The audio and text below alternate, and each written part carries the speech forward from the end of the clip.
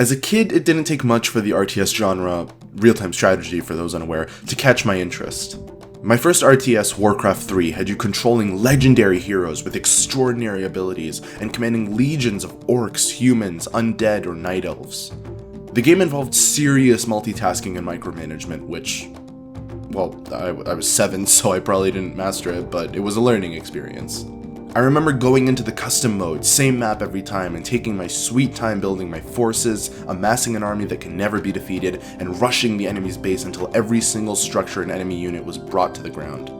Later, I would move on to games like Rise of Empires and Rise of Legends, which shifted the focus more to growing an entire civilization rather than just an army.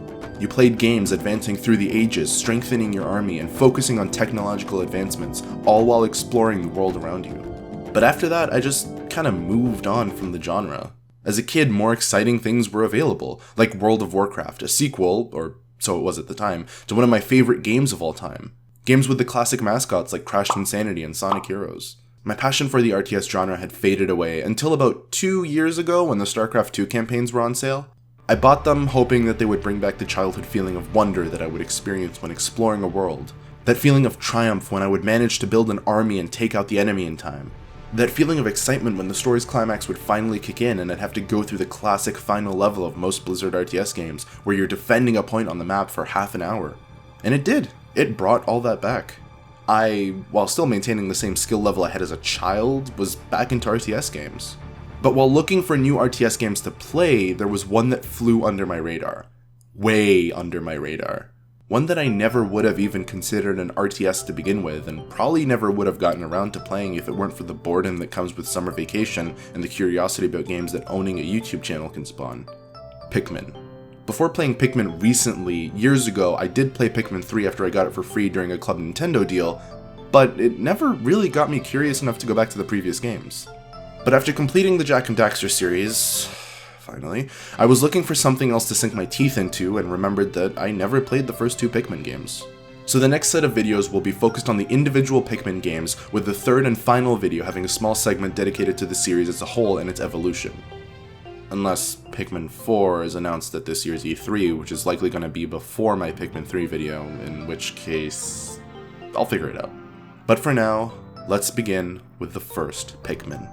Pikmin was announced at E3 of 2001 and released later that year. The genius behind Mario, Zelda, and Donkey Kong, Shigeru Miyamoto, was the producer of the project, and the source of most of the inspiration behind it too. Whenever Miyamoto is behind a project, I always find it interesting to read up on his inspiration behind it and how he came to create the final product. I'm pretty sure everyone knows this by now, but the man was inspired to create Zelda because he wanted to recreate the special feeling he got from exploring forests and caves as a kid. Caves! Dude, when I was a kid, my version of having fun consisted of staying indoors and playing Buzz on PS2 just so I could have an excuse to use the cool controller that came with it. You know, I kinda miss those games. Do they make new ones anymore?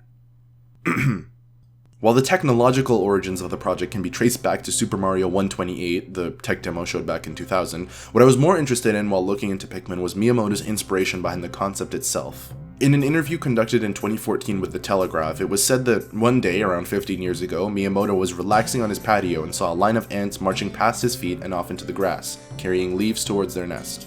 Then he imagined for a moment, because this is how the Miyamoto mind works, what the scene might look like if there were tiny people. See, like, who just thinks of that, let alone makes a game out of it? If that were me, I'd probably be worried about the ants getting into my house. Then again, that line of thinking is probably why I'm not a game designer. When Miyamoto started to build on the idea, he kept enjoying it more and more. It sounded like pure fun to him. Not in the, that game was fun I guess, way, but more in the, that made me feel like a 10-year-old again, way. When we think about video games, we always have the idea of a start and a goal, and it's like a race between individual players, who can make it and who won't. And I thought, why does it have to be a competition? Why can't everyone just move together in the same direction, carrying things as a team? And these 2 core ideas that Miyamoto stood by when creating the game show very clearly in the final product. The premise of Pikmin, for those unaware, is that you, Captain Olimar, crash land on a mysterious planet, leaving you on a life support system that only lasts 30 days. Your rocket ship is left in shambles, as 30 different pieces of the ship have been scattered around the planet as a result of the crash. Your goal is to find those 30 pieces, or at least as many as you need to get the ship to function again, before your life support ends. On your first day on the planet, you encounter a friendly creature, which you decide to name a Pikmin. You run into more and more of these creatures throughout your journey as they attempt to help you find the pieces of your ship. Simple concept. You have 30 days to collect 30 pieces. Go do it. The simplicity of the concept bled into the execution as well, which, I'll say now, worked out very well for the game. You control Olimar, who leads the Pikmin throughout the whole adventure. They follow you no matter where you go, for better or for worse, and help you take down enemies should you desire for them to do so. You can throw them to reach areas you can't, and command them to break down walls in the environment or kill enemies to take parts of the ship back that they're hoarding. But really, at its core, it's just having Pikmin follow you around and throwing them at things when you need to. What's impressive is that Miyamoto's idea of ants following their leader, carrying items to their nest, and all working together never seemed to get lost in translation from concept to game. All of the things I just listed are done in Pikmin. When you walk, the Pikmin walk behind you. When you find a part, you have your Pikmin carry it back to the ship, all working together to carry it back with the others clearing the path.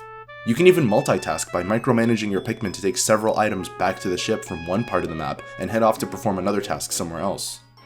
Whoa, wait a second. Micromanaging? Multitasking? A hero character commanding an army? Each unit with their own unique characteristics and abilities?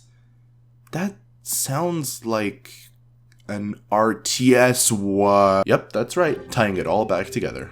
Pikmin is not an RTS just because it features a hero character commanding an army, no. The Wonderful 101 does that, and it's not an RTS, but rather an action game. Pikmin is an RTS because, well, it's a real-time strategy game.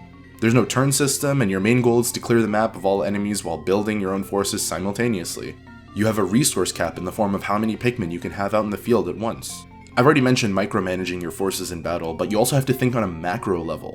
What will you be doing on this particular day? Which level of the world map will you visit to maximize part collection? Which area of that level will you visit? Do you have enough Pikmin to collect the items? You have different units to command that all have different features. Red Pikmin can withstand the heat of fire. Yellow Pikmin can be thrown super high and carry small objects such as bomb rocks. Blue Pikmin are able to stay underwater with Olimar without drowning due to their gills. Similarly, in Warcraft 3, the undead ghouls are only able to perform melee attacks. They regenerate by eating the corpses of their enemies and have heavy armor.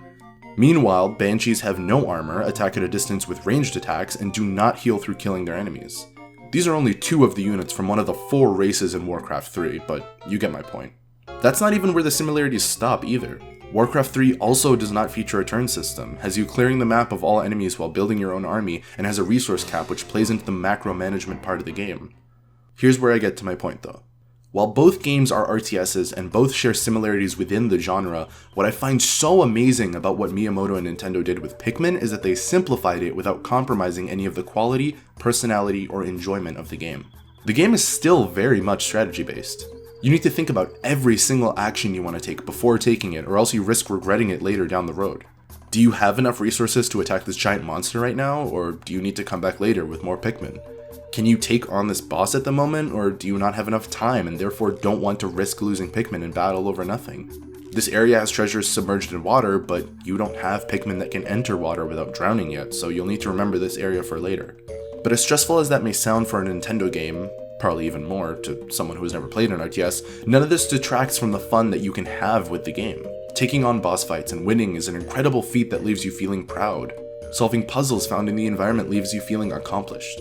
Finding that very last rocket part leaves you feeling satisfied. Incredibly satisfied. But should you look beyond the simplification of the RTS genre found in Pikmin's design, you'll find that they actually also innovated on it. There were choices made while creating Pikmin that showcase new and fresh ideas that hadn't, and I don't think to this day have, reached the more hardcore corners of the RTS genre. The most noteworthy example of their innovation, and the first you will notice while playing or even just looking at Pikmin, is that you're not facing a human or AI enemy.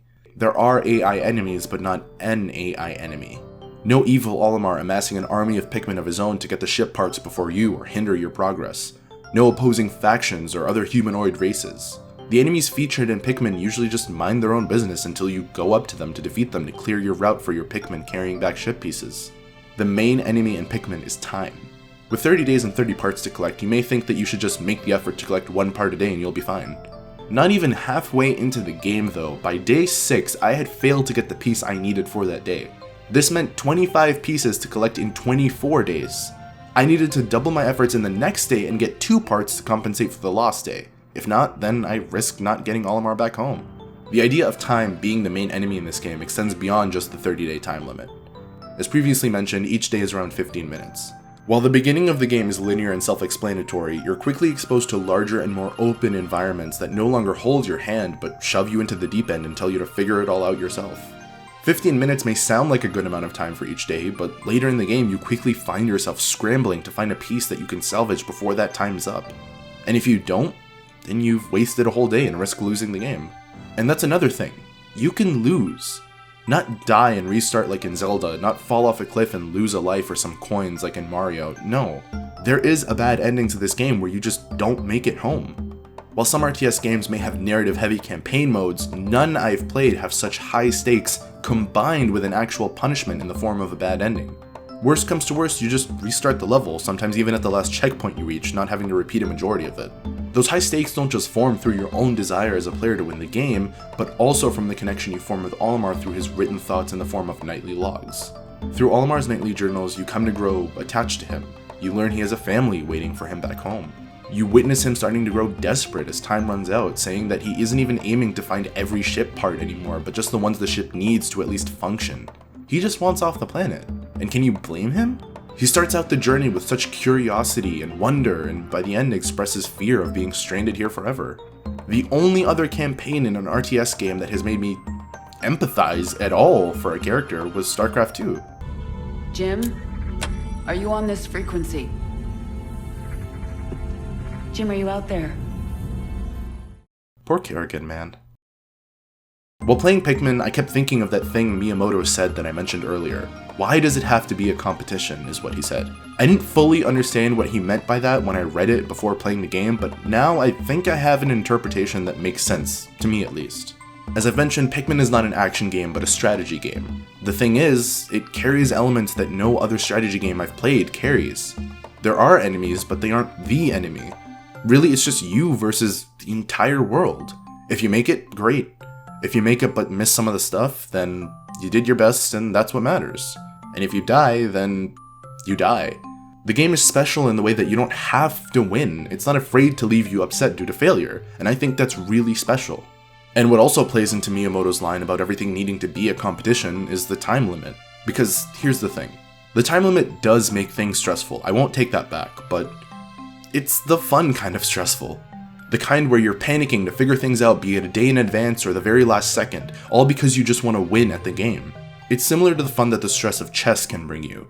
There's an excitement to it all, one that doesn't fade until the very second the credits start rolling and you can finally rest knowing that you succeeded. But true as that may be, it's never a competition. It never feels like a race against someone else or like there's someone to beat. It's purely a game of exploration and self-improvement. If there was ever a way to summarize the vision Miyamoto had for Pikmin, I believe it would be this.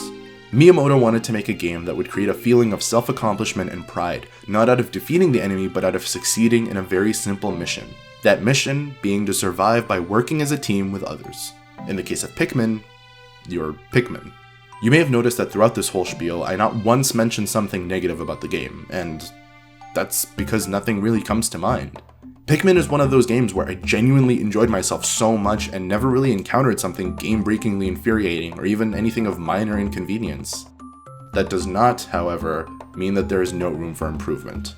While Pikmin was a strange passion project of Miyamoto's that didn't seem like it would win the hearts of the mainstream Nintendo fanbase at first, it did. And with the first game pulling off everything so well, the stage was set for Pikmin 2, the very game I'll be looking at in the next video of this series.